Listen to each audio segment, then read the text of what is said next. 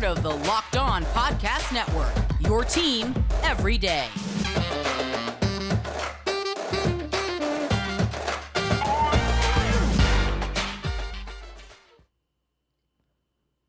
All right, what's going on, Big Blue Nation? Welcome on into Locked On Kentucky, your daily Kentucky Wildcats podcast. I'm your host, Lance Dawe, writer for Sports Illustrated for various SEC-related things. But on this podcast specifically, we take a dive into all things Kentucky athletics. Today's episode is brought to you by LinkedIn Jobs. With LinkedIn Jobs, you can hire qualified candidates more efficiently by matching open roles with people that have the skills, values, and experience to help you achieve your 2023 goals. You can post your job for free at linkedin.com/lockedoncollege. Terms and conditions apply.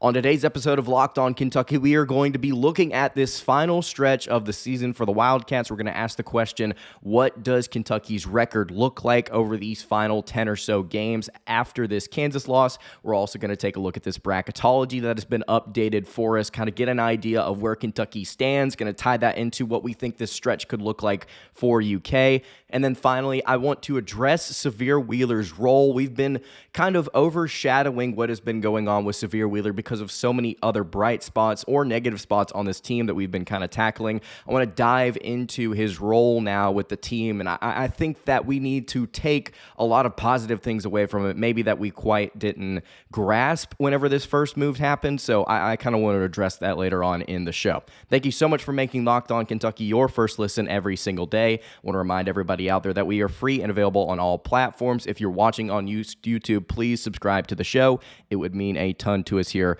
at Locked On Kentucky. All right, as we all know, Kentucky blew a game against Kansas just a couple of days ago. Really, really close contest. If you want to go watch my recap episode on that matchup, put it up on Sunday on the YouTube channel and the podcast feed, just to kind of give you a brief recap of what that was like. In my opinion, I thought Kentucky had a lot of opportunities to win that game against a team that was simply better than them, and that proved to be true as the game continued to go on. But now looking forward, I think that there are a lot of things to be excited about for the Wildcats, despite losing what could have been the biggest resume builder of the season. You look ahead to this slate, and we talked about this on the recap episode. I want to dive into it a little bit more here. There are 4 games coming up right now that Kentucky, according to KenPom, is favored to win each and every one of those contests. They go on the road against Ole Miss tomorrow. Then they play Florida at home on Saturday. They play Tuesday, February 7th against Arkansas at home, and then they travel on the weekend on the 11th to Georgia. In all 4 of those games, Kentucky is not a huge favorite. They're obviously all going to be close games for the Wildcats. In fact, it ranges in terms of percentage of projected win percentage, It's somewhere between 56 and 66% in all of those games. So it's not like Kentucky's an overwhelming favorite. Betting lines may even have the Wildcats, losing a couple of these games as they get closer. But my point being here is if Kentucky can start off a 4-game winning streak by beating one of the best teams in the nation on the road and who is currently the number 1 ranked team in KenPom right now, as the Tennessee Volunteers, then why can't they now go rebounding against a loss against a really good NCAA tournament team, in my opinion? Why can't they go and win 4 straight? I definitely think it's still on the table, and the reason for that being what Cal has done with the rotation. And I know that a lot of you are frustrated with the way that rotation was used late in this game against Kansas. I understand that. I understand the complaints with Chris Livingston, but you have to be happy with the adjustments that have been made to make this team better. We'll actually get to that later on the show whenever we talk about Wheeler. When you look at teams like Mississippi, like Florida, like Arkansas, like Georgia, what has the SEC's consistent struggle been so far this year? They're offensively challenged. I think a lot of teams in this league are really struggling to shoot the basketball right now, and it's starting to hurt a lot of these mid-tier teams as the year has gone on. It's really starting to show now that we're kind of winding down to this bottom third of the regular season. This game against Ole Miss that's coming up, I think it's going to be difficult. Obviously, Ole Miss on the road is not to be taken lightly, but at the same time, you start to dive into some of their numbers, and we're going to dive into them on tomorrow's show. This is a very much so offensively challenged team. They don't shoot the ball well in any category. They don't really rebound the ball particularly well. And so when you dive into a Kentucky matchup, I mean, you start to do what I did a lot last year, which was say, okay, talent should win out more times than not in situations like this against a team like Mississippi. Then you play Florida. Thankfully, that game's at home. It's one of the more difficult opponents on this slate right here, this 4-game stretch. Then you play Arkansas, who is currently right now still one of the best a top 25 team in the country, according to Ken Pom statistically, because of how good their defense has been. But they're on a little bit of a slide as well. They've lost 5 out of their last 7. So Kentucky, lost maybe a little bit of momentum with that Kansas game. But you're looking ahead, guys, and I don't see how this team doesn't rebound.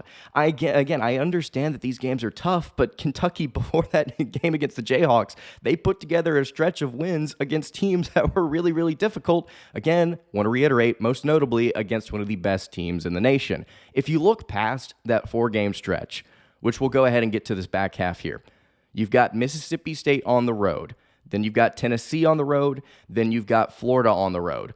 All 3 of those games, Ken Pom says Kentucky is going to lose. But I think it's going to be interesting to see what Florida and State look like, especially after we get through these next 4 games. I think maybe sites are singing a little bit of a different tune. Again, momentum starts to come back into play for these teams. Offensively challenged is a phrase I think you're going to hear a lot from me on this show as we move along. There are just a lot of teams in this league that can't shoot the ball.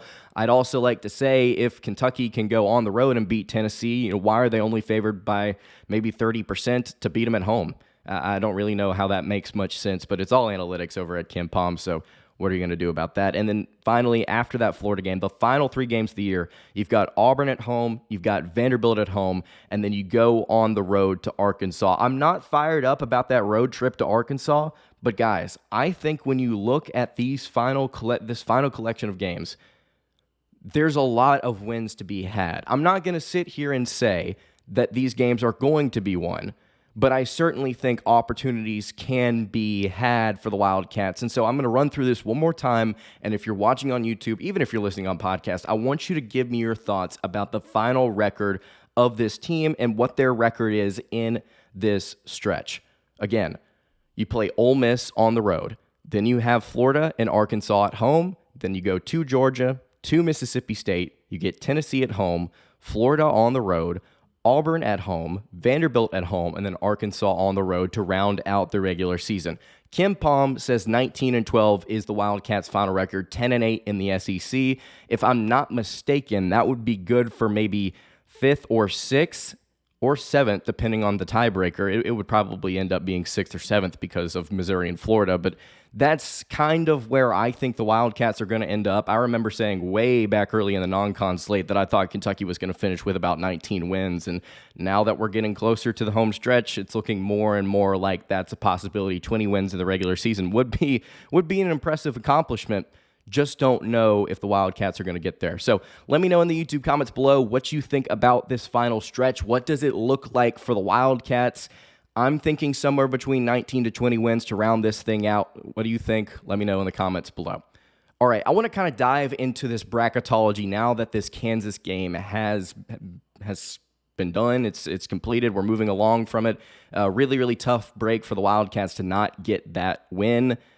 But I think there's a lot of good that can come from it. I want to dive into what the experts are saying about Kentucky and their chances in the latest NCAA Tournament bracketologies. Before I get to that, though, I want to tell you guys about our friends over at FanDuel. This year, the only app you need at your Super Bowl party is FanDuel, America's #1 sportsbook. Guys, we're really excited about our new sports betting partner for Locked On because they're the #1 sportsbook in America. That is FanDuel. And if you're new to FanDuel, that's even better. They have so many great features that make betting on sports fun and easy. You can download FanDuel now so you can bet Super Bowl 57 with a no-sweat first bet. You'll get up to $3,000 back in bonus bets if your first bet does not win. FanDuel lets you bet on everything from the money line, point spreads, player props, who's going to score a touchdown, who won't. It's all on an app that is safe, secure, and super easy to use. Best of all, you can get paid your winnings instantly. So if you join FanDuel today at FanDuel.com/lockedon to claim your no sweat first bet on Super Bowl 57, you can head over again to FanDuel.com/lockedon, LOCKEDON. You can make every moment more with FanDuel, the official sportsbook partner of the NFL. All right, continuing along here on the Monday edition of Locked On Kentucky, Lance Dawe hanging out here with you. Bracketology for the Wildcats has been a big point of emphasis here on the show over the past week or so. We've been diving into it, giving our thoughts on what the experts are saying. ESPN, because they're lazy, they don't update their bracketology quite often, but there are a couple other sites I want to dive into here that have given, I would say, accurate and updated odds for the Wildcats. So we noted on the last time we talked about this, I don't think it was last show. Last time we talked about this, Kentucky was a 10 seed, if I'm not mistaken, playing in the Midwest region, according to several outlets. Now, after this Kansas loss, they have been bumped down to the first four in Dayton. So if you don't know what the first four is, obviously, I feel like a lot of you would, considering you're basketball fans listening to a Kentucky podcast. But if you don't know, the first four is part of the field of 68 in the NCAA tournament. It's essentially 4 different games of rounds that occur before you finish out the seeding for the actual field of 64 for March Madness. And so there's 2 games for 11 seeds to kind of figure out in 2 different regions who the 11 seeds going to be. And then same for the 16 seeds. There are 2 games of 16 seeds to kind of figure out who faces off against a 1 seed, I believe, in the South and the Midwest regions is how they're going to handle that. So Kentucky right now, according to Jerry Palm of CBS Sports, they are an 11 seed. The Wildcats are facing off against a familiar opponent, the Arkansas Razorbacks, as an 11 seed in the West region. I don't think, this is something I've said quite a bit on the show recently, I don't think we're going to see this field that these guys are projecting right now exactly. So it's really difficult to say, okay, well, this is going to be Kentucky's matchup and we can feel even somewhat confident about it. But I do think it is also fair to assess where individual teams are rather than matchups, because Kentucky is probably going to end up finishing somewhere around this 11-8 range. And if they go on a tear, then maybe they make their way up to a 7 seed. I'm not quite sure if that's possible at this point, just simply because of how poor their resume is. I mean, there's no other way to cut it. Kentucky has just not gotten it done against any significant opponent this season. Their quad 1 resume, we talked about it recently. It's not good. The Wildcats now are, I believe, 1-6 in quad 1 games after that loss to Kansas. So it's a spot that Kentucky probably should not feel great in. And if you look at Bracketville, which is another bracketology website, they also have Kentucky as an 11 seed in that first 4. They're not playing Arkansas. They would be playing Oklahoma, who just recently beat the Alabama Crimson Tide by about 500,000. So makes Kentucky fans feel great about that if you want to get into transitive property stuff. But it's a weird spot. I want to go back to something here as we start to refrain over the fact that Kentucky's maybe sliding a little bit. You know, they're on the fringe of the NCAA tournament. They're on that bubble watch, right? I want to go back to this schedule because, again, I want to reiterate something that has been a huge point of emphasis even all the way back before the season started. It's not necessarily, even though it's important, about how many teams you beat. It's about who you beat. That's more important. The resume is incredibly important if you have beaten really good teams. You could go 20-11 and miss out on the NCAA tournament if you've not beaten anybody worth a rip. But if you go 20-11 and you've beaten the likes of Tennessee, Alabama, Auburn, maybe all of a sudden you get into that conversation because your resume is significantly stronger. You've got several teams on this stretch in the top 50 in KenPom that you can take a win against. You look at Florida, Arkansas, Mississippi State may climb their way back in there. Tennessee, obviously. You've got Auburn. You play Florida and Arkansas twice, by the way, in this stretch. So there's so many opportunities to be had against legitimate competition. This right now, this NCAA tournament projection, I don't think is going to be reflective of where Kentucky may end up. It could be. Like I said earlier, it could be. But I'm going to lean on the optimistic side here, something that I don't do very often. I think Kentucky is going to handle this stretch well. I think they're going to pick up enough wins to start climbing up this bracketology, and I think they're going to finish as maybe an 8, possibly a 7 seed again if things go really, really well. The opportunities are there to be had. I'm trying to be a voice of reason here as the season starts to wind down. I've tried to be as realistic as I can with you guys on this show. Looking forward, I know a lot of people want to melt down about this, that, and the other, whether it be the coaching, the players, the rotation, whatever it may be. But if we're just going to focus on this year, this season, you have a lot still to look forward to. No team is ever out of anything, if anything. I think it's really good that Kentucky may start to be building some momentum here as March starts to get closer, because there's no better time to peak. There's no better time to be playing better. There's no better time to be figuring out your rotation and your cohesion than right now. And so looking forward to what happens in the SEC tournament, I think is important as well. Right now, the Wildcats have a lot of things going for them. This Kansas loss should not set them back nearly as much as I think some people may make it out to be.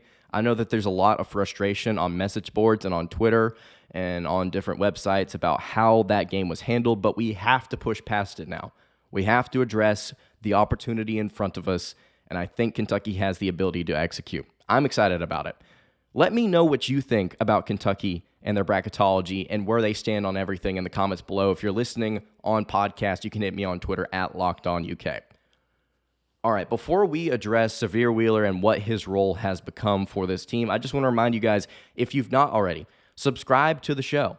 It would mean a ton to us here at Locked On Kentucky, currently climbing up past 3,200 subs. If you're listening on podcast, hey, it would not hurt at all if you went over to the YouTube channel and hit us up and subscribe to the show. Again, would mean a ton as we climb ever so close to what right now is getting closer to 3,500 subs. The goal, though, 5K. We're really looking forward to that 5K number. So please, if you want to continue watching, sub to the show. Stick around.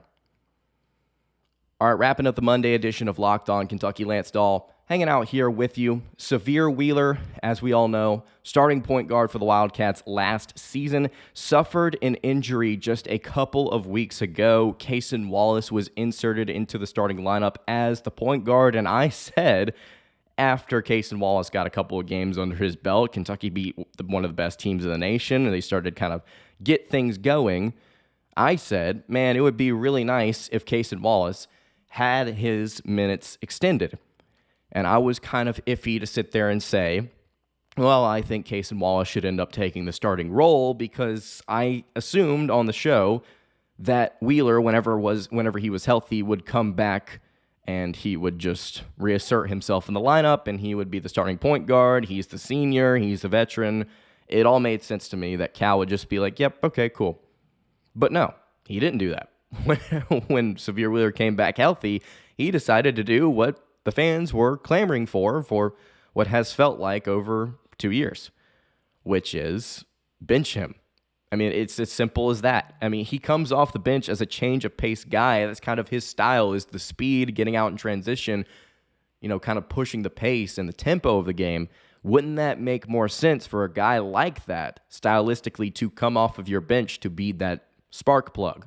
It fits his dimension. It fits his dimensions. It fits his style of play perfectly. Let him be that guy, and he has been. Since this Georgia game, he's only collectively scored 6 points since that game on January 17th. But I think that Cason Wallace has really handled the challenge and the point guard role well.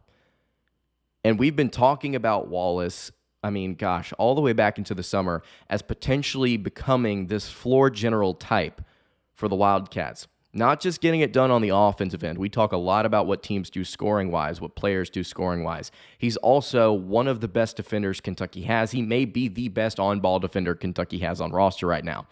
It makes sense for him to start. It makes sense for him to be the guy primarily handling the ball for the Wildcats. The collective move to make Antonio Reeves a 30-minute player, to let CJ Fredrick get back into the starting lineup, to let Cason Wallace be your point guard, to kind of fix this rotation. I know that it's not been perfect. by any means from Coach Cal. But things like this, things like eventually finally coming around to making the right decision and then the team seeing results is a good sign. The fact that we have seen change is a good sign.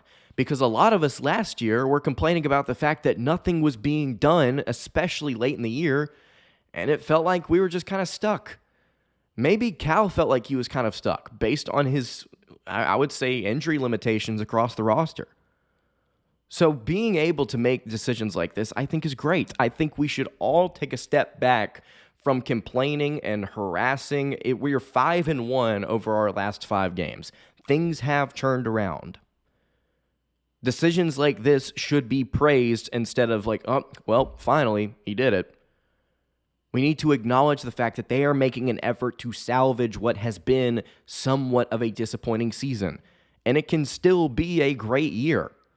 If Kentucky somehow goes on a run here, and we've laid it out, we've explained how that's possible, then I don't think a lot of people will be complaining. Now, we could also lose every single game from here on out. I'm not saying one thing definitively is going to happen or another.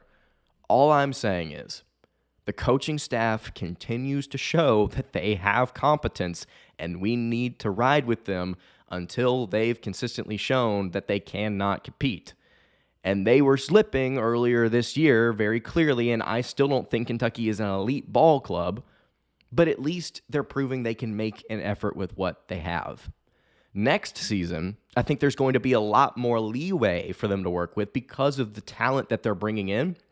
It's going to be so fun to talk about the 5 stars that Kentucky's bringing in next year. But as of right now, I think fans should be a little bit more hesitant to melt down, especially if Kentucky keeps winning. If they don't, maybe we have a conversation. But Sahvir Wheeler, things like Sahvir Wheeler getting benched, having his role limited, I think are good for the health of the team and honestly for his development as he winds down his career here with the Wildcats. So if you've got any thoughts on Sahvir Wheeler, on the rotation, on the adjustments, on anything to do with Cal and how he's kind of handled things over these last few games, you can hit me in the YouTube comments below. That's going to do it for today's episode of Locked On Kentucky. Hey, you can follow the show on Twitter at Locked On UK. You can follow me on Twitter at LanceDahl_. And you can follow the show over on Instagram. That is at Kentucky Podcast. Any questions, comments, concerns, leave them in the YouTube comments below. Hit me on the socials. I will see you all tomorrow for a preview episode of Kentucky basketball's game with the Ole Miss Rebels. Hope you guys have a great rest of your day, and God bless.